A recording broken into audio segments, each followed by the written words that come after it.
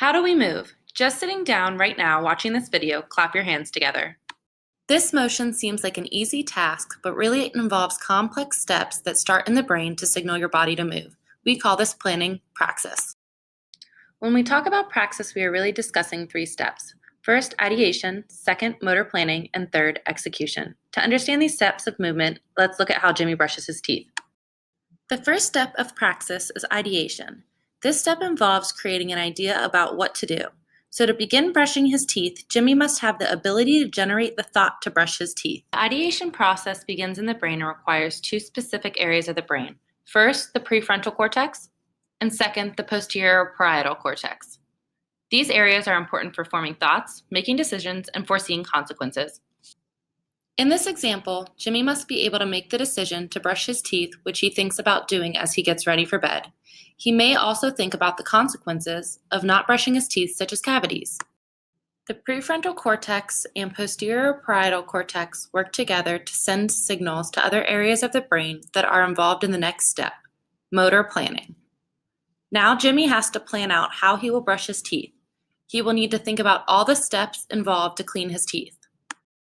To do all of this planning, a different area of the brain is used, the motor cortex. The motor cortex is made up of the supplementary motor area, premotor cortex, and the primary motor cortex. These areas specialize in different aspects of planning movement. The motor cortex sends information to a collection of neurons throughout the brain called the basal ganglia. The basal ganglia helps with planning movement and deciding which movements to initiate by releasing a chemical called dopamine. It also prevents movements that may stop the desired action by releasing the chemical GABA. For example, the basal ganglia tells Jimmy to curl his fingers in order to hold the toothbrush, while at the same time planning for him to not open his hand and drop the toothbrush. The third step in praxis is known as execution. It is the process of putting a motor plan into action to move the body. The part of the brain involved in executing movement is the primary motor cortex. The basal ganglia from the motor planning stage sends instructions to the primary motor cortex to tell which muscles to move and not to move. The primary motor cortex also has a motor map of the body. The motor map of the body receives signals from areas of the brain that plan the movements. Depending where the signals are received on the motor map will determine what muscles on the body will begin to move. Motor messages from one side of the brain will control movements on the opposite side of the body.